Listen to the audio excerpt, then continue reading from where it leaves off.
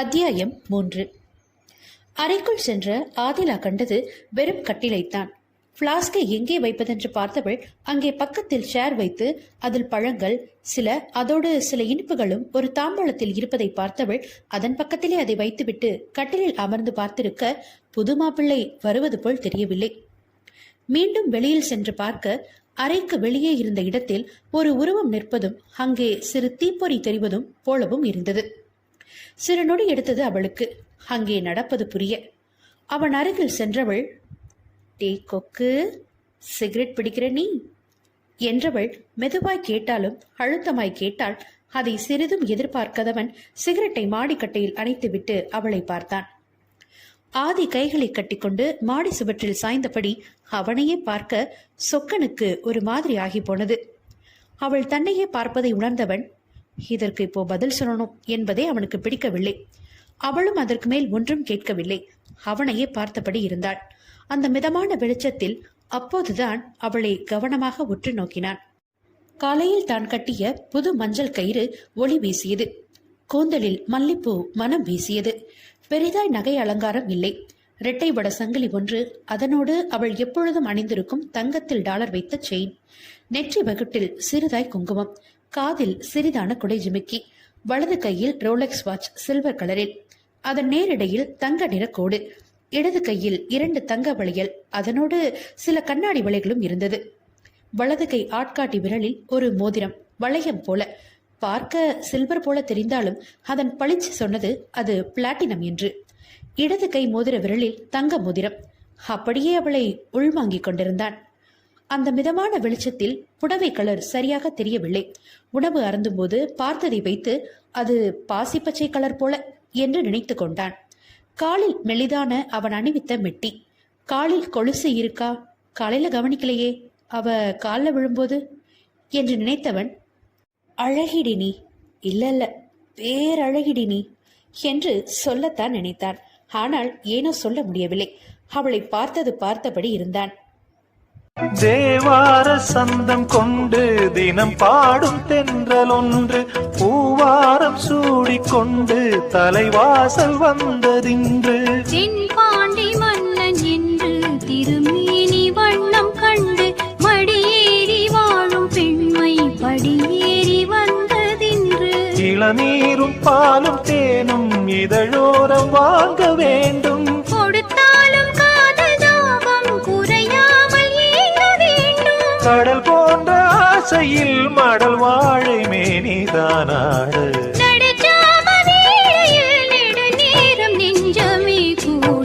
ஆகாய வெண்ணிலாவே தரை மீது வந்ததேனோ அழகான ஆடை சூடி அரங்கேறும் வேளைதான்.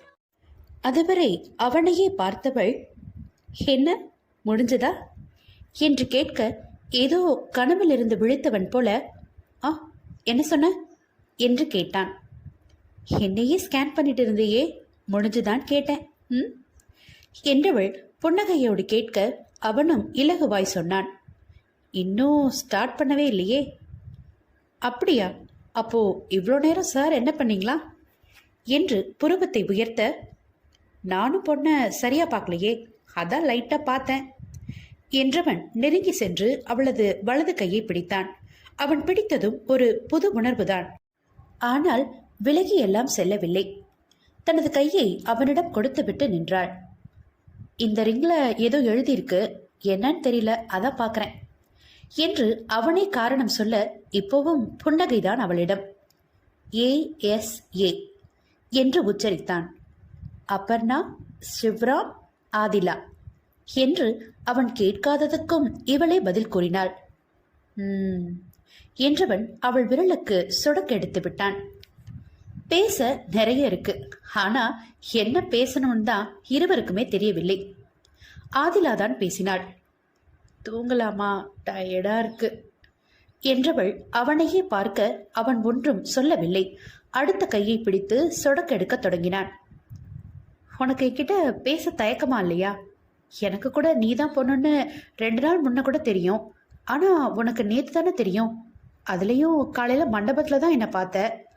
என்று சொடக்கெடுத்தபடி கேட்க அவனை பார்த்து மெலிதாய் புருவம் உயர்த்தி சிரித்தவள், மண்டபத்தில் நான் எங்க பார்த்தேன், நமக்கு மேரேஜ் ஆகிட்டு கொக்கு, இதுல மாற்றம் இல்லையே.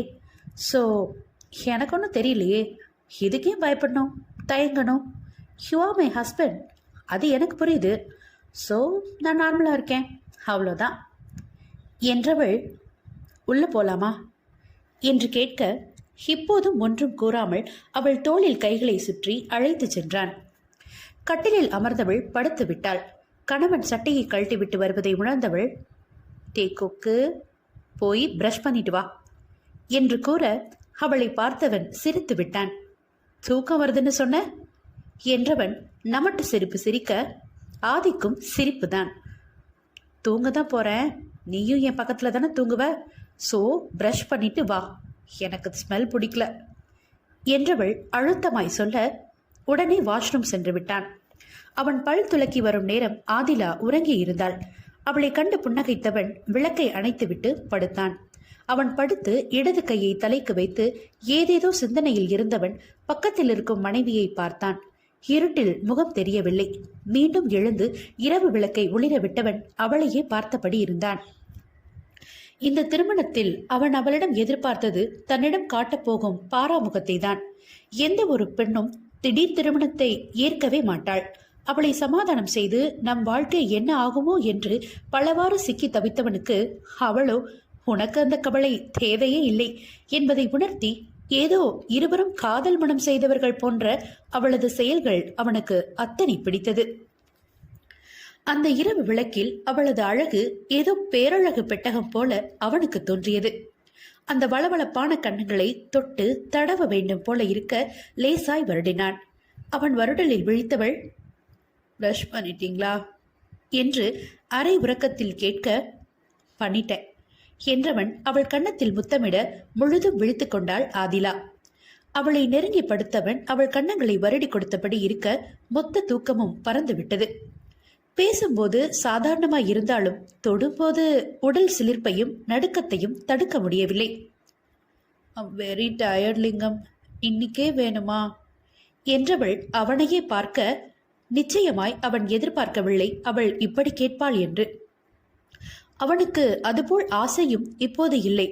திருமணம் நடக்காது என்று நினைத்திருக்க, ஆனால் திருமணம் நடந்து மனைவி அருகில் இருக்க அவளை தொட்டு இது உண்மைதான் என்று அவனுக்கு அவனே பதிய வைத்துக் கொண்டிருக்க அவள் இப்படி கேட்கவும் மலைத்து விட்டான். இருந்தும் அவளை பார்த்து கண் சிமிட்டியவன், ஆமா என்று ஒரு விதமாக தலையசைக்க இதற்கு என்ன சொல்வதென்று அவளுக்கு தெரியவில்லை. வேண்டுமென்றால் எடுத்துக்கோ, அப்படியெல்லாம் ஆதிக்கு கிடையாது. கணவனோடு அப்படி வாழணும் இப்படி வாழணும் என்றெல்லாம் அவளுக்கு இல்லை. ஆனால் கூடல் என்பது இருவருக்கும் பிடித்தமாயிருக்க வேண்டும் என்று நினைத்தாள். நிச்சயம் அவளுக்கு தெரியும் இத்தனை அசதியில் அவளால் ஒத்துழைக்க முடியாதென்று. ஆம், மாமாவிற்கு உடல்நிலை சரியில்லை, நீ உடனே வா என்று விடியற் காலையில் தாய் அழைப்பு விடுக்க அறக்க பறக்க சென்னையிலிருந்து மதுரைக்கு கிளம்பியவள் டிரைவர் இல்லாமல் அவளே காரை எடுத்துக்கொண்டு வந்து விட்டாள். விமானத்தில் வரலாம் என்ற யோசனை இருந்தாலும் கார் இருந்தால் அவசரத்திற்கு உதவும் என்று வந்து விட்டாள். அதிலிருந்து இன்னும் சரியான ஓய்வு கிடைக்கவில்லை. அதனால் இப்போது இதில் அவளுக்கு உடன்பாடு இல்லை என்பதுதான் உண்மை. அவளது முகத்தில் வந்து போகும் மாற்றங்களை ரசனையாக பார்த்திருந்தான் சொக்கலிங்கம். அவள் படுத்திருக்கும் அழகை பார்த்தான். வலது கையை தலைக்கு கீழ் வைத்து இடது கையை வயிற்றோடு ஒட்டி வைத்திருந்தாள். புடவை எங்கும் விலகாத அளவு நேர்த்தியாக உடுத்திருந்தாள். அவன் மனைவி அவனையே தான் பார்த்திருந்தாள். கண்களில் தூக்கம் இருந்தாலும் விழியை மூடவில்லை. அவன் தலையசைத்ததுக்கு பதிலும் சொல்லவில்லை. அவளை மேலும் நெருங்கியவன் அவள் தலைக்கு கீழ் இருந்த கையை நேராய் எடுத்துவிட்டு அவள் கைகளில் தலையை வைத்து இடையை அணைத்து கொண்டான். அப்பா, என்ன ஃபீல்டா இது என்று ஆதியால் நினைக்காமல் இருக்க முடியவில்லை.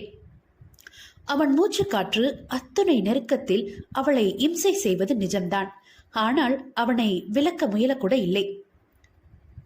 நான் தூங்கியும் 4 நாள் ஆச்சுடி, இப்படியே தூங்கவா? இன்னைக்கு தான் நமக்குள்ள இந்த உறவு போலவே தொடங்கியிருக்கு போலவே இல்லை. ஏதோ உன் பக்கத்தில் இருந்ததால மனசு ரிலாக்ஸா இருக்கு என்றவன் அவள் கழுத்தடியில் பேச பெண்ணவள் பேசாமணந்தை ஆகி போனாள். அவள் இதய துடிப்பு எக்கு தப்பாக எகிரியது. அவனது கைகள் அப்படி ஒன்றும் அவள் வெற்றிடையில் ஒன்றும் ஊறவில்லை. சாதாரணமாகத்தான் அணைத்திருந்தான். அவள் மனம் அவளுக்கே சொன்னது, இந்த அணைப்பு உனக்கு பிடித்திருக்கிறது என்று. உனக்கு பிடிக்கலையா சுந்தரி? தொந்தரவா இருக்கா என்றவன் கேட்கையில், இது என்ன குரல், அது என்ன பாவம் என்றவள் நினைக்கையில் விலகிக்கொள்ள நினைத்து லிங்கம் அவளது இடுப்பிலிருந்து கைகளை எடுக்க தன் நினைப்பிலிருந்து வெளியில் வந்தவள் அவனது தலையை வருடிவிட அதில் மலர்ந்தவன் விரிந்த புன்னகையோடு அவளை அணைத்து கொண்டான். நீங்காத பாரம் என் நெஞ்சோடுதான், நான் தேடும் சுமை தாங்கி நீ அல்லவா, நான் வாடும் நேரம் உன் மார்போடுதான், நீ என்னை தாளாட்டும் தாயல்லவா. இரவில் அவள் கைகளுக்குள் அடைந்து கிடந்தவன் விடியலில் தன் மனையாட்டி அவன் நெஞ்சில் தலை வைத்து அவனது இறுகிய அணைப்புக்குள் இருப்பதை பார்த்து சிரித்துக் கொண்டிருந்தான். மேலும் அவளை அணைத்து கொண்டவன் உறக்கத்தை தொடர்ந்தான். எங்கோ ஏதோ சத்தம் போட்டு அலறுவது போல் இருக்க மெதுவாய் கண்களை திறந்தான். அலைபேசிதான், ஆனால் அவனது அல்ல, அவன் மனைவி இது போல கட்டிலில்தான் இருந்தது. கையை நீட்டி எடுத்தவன் மேனேஜர் காலிங் என்று இருக்கவும் சைலண்டில் போட்டவன் அவளை எழுப்புவோமா வேணாமா என்று யோசித்தான். ஏதேனும் அவசரமாக இருக்கும் என்று நினைத்து உடனே எழுப்பிவிட்டான். சோம்பலா எழுந்தவள் மீண்டும் அவன் மீதே விழ அவளை பார்த்து சிரித்தவன், சுந்தரி, போன் ரொம்ப நேரமா அடிக்குது, எழுந்து பேசு என்றவன் செல்பேசியில் மணியை பார்க்க அது 8 மணிக்கு மேல் காட்டியது. இவ்வளோ நேரம் தூங்கிட்டோமா என்று நினைத்தவள் மனைவி எழும் வரை படுத்தே இருந்தான்.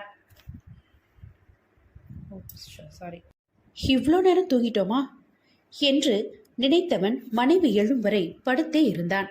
மேலும் 5 நிமிடங்கள் கடந்து தான் தெளிவாக கண் விழித்தாள் ஆதிலா. அவன் மீது படுத்திருப்பது தெரிகிறது, ஆனால் விலகவெல்லாம் இல்லை. யாருங்க போன் என்றவள் அவன் நெஞ்சில் தான் இருந்தாள். மேனேஜர்னு வந்தது என்றவன் அவளிடம் மொபைலை நீட்ட, வைங்க, ஃப்ரெஷ் ஆகிட்டு வரேன் என்று எழுந்து வாஷ்ரூம் சென்றாள். அம்மாடியோ, எப்படித்தான் இவ இப்படி இருக்கா என்று நினைத்தவன் முகத்தில் அழகான புன்னகை. இவ செய்யறதெல்லாம் பார்த்தா, டே சொக்கு, நீதான் சொக்கி வெக்கப்பட்டு அவ முன்ன நிக்க போற என்றவன் நினைக்க வெளியில் வந்தவள், என்ன குக்கு படுத்தே இருக்க, உனக்கு வயல்ல வேலையெல்லாம் இல்லையா என்று கேட்டாலே பார்க்கலாம். நீ எல்லாம் புது பொண்டாட்டியாடி என்று கேட்டு அவள் தலையில் நங்கென்று குட்டு வைக்க வேண்டும் போல் இருந்தது. திருமணத்திற்கு இவளுக்கு அலங்காரம் செய்ய வந்தவர்கள் எல்லோரும் இவன் விவசாயத்தில் புலி, சிங்கம், கரடி என்று இன்னும் பிற கூறியதை வைத்து வயல்வேலி என்று நினைத்து கொண்டாள். ஆனால் அவன் வேலை தோட்டக்கலை வல்லுனர். விவசாயத்தில் மாற்றம் வேண்டும் என்பதற்காகவே